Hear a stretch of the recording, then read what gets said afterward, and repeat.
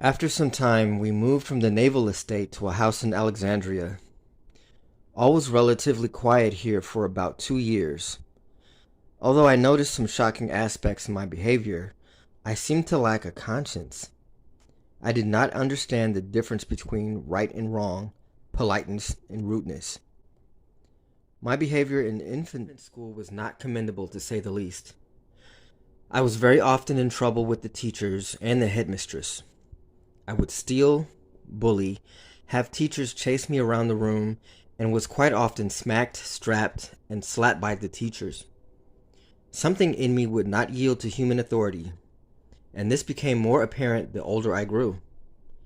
My behavior grew steadily worse by the day, as did my psychological health. As each year of my childhood passed, I seemed to lose my grip of reality. My state eventually grew so bad that I had to see a psychologist on a regular basis. But this was not until I was a teenager. After 2 years, we moved again, this time to Balak. I'd just like to point out that at this current time, Scotland and Wales were having massive waves of UFO phenomenon. And unfortunately for me, all my parents' relatives lived in South Wales, right in the thicket of it all. I was now attending Halden Primary School and had made some good friends who stood by me despite how weird I'd become. My behavior was still slipping. I was getting the strap at school on an average of twice a week. My attitude towards the teachers was changing. What they had to say was boring me. Math, English, it meant nothing to me. I knew there was more to life than what could be seen with the natural eyes. When we first moved to Balak in Scotland, everything was fine. I made some good friends, and I was again enjoying my childhood, despite my behavior problems. I occasionally saw some strange lights in the sky, but nothing more than that. A few of my friends also witnessed what I saw, which was good for my sanity, I guess. However, my life took a further dive bomb when my parents sent me down to my grandma in Pembroke, Wales, for several weeks. I loved Wales when I was a child, so this was going to be an excellent holiday for me. Little did I realize what was going to happen to me on the night of my 9th birthday in Wales. It would be the night that would begin the most hideous nightmare that ruined my early life. It was a good day. I had gotten lots of presents from my friends and my grandma. My favorite being a book on astronomy. It must have been quite late when I went to bed, as it was dark and the sky was lit up by multitudes of stars. I remember dreaming about being a movie director, when suddenly my dream was smashed short.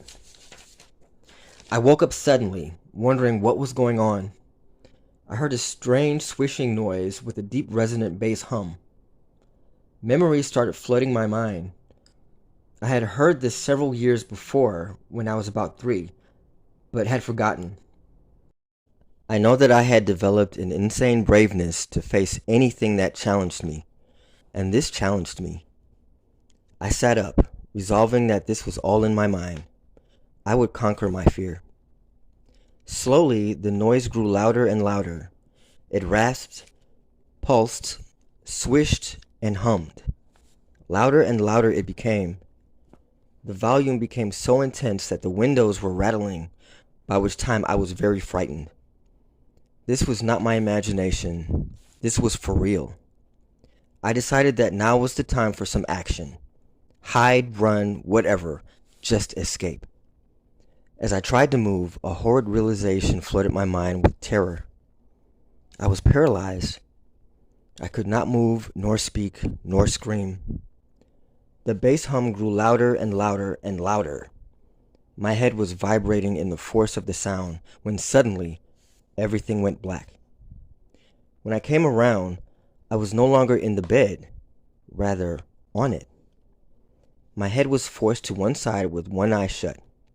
I knew with all my being that this was a deliberate ploy to stop me from seeing what was going on. I was fully conscious, and they knew it. Again I tried to scream for help.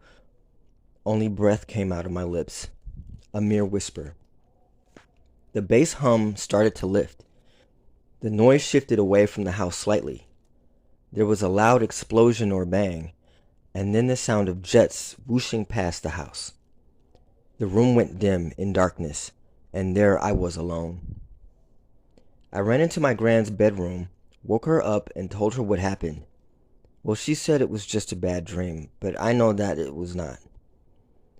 I've had dreams. Dreams where you are half asleep and paralyzed, but this was no dream. This was as real as a slap in the face. This experience haunted me through my whole childhood. Little did I realize that this was my second abduction experience. Over the next few weeks in Wales, I saw very strange things. One night, on going to bed, I looked out of my grand's bedroom window, and there in the sky was a red light and a green light. They just sat there in the sky quite far apart, but shining with intensity. I was perplexed. I knew it meant something, the red and the green. It reminded me of a traffic light. These lights just hung in the sky for a good 5 minutes. As I was about to turn away, the lights moved with smooth speed. They arced up into the sky, joined together, and flew off at an incredible rate of knots. My dreams started to take a weird turn. I kept meeting these horrid gray-looking creatures which painfully tickled me. It was horrible. I could not escape their examining. When waking up, it was quite normal to feel physical pain all over my body, where I had been touched and pushed so much. My dreams were also filled with mannequins, especially gray ones.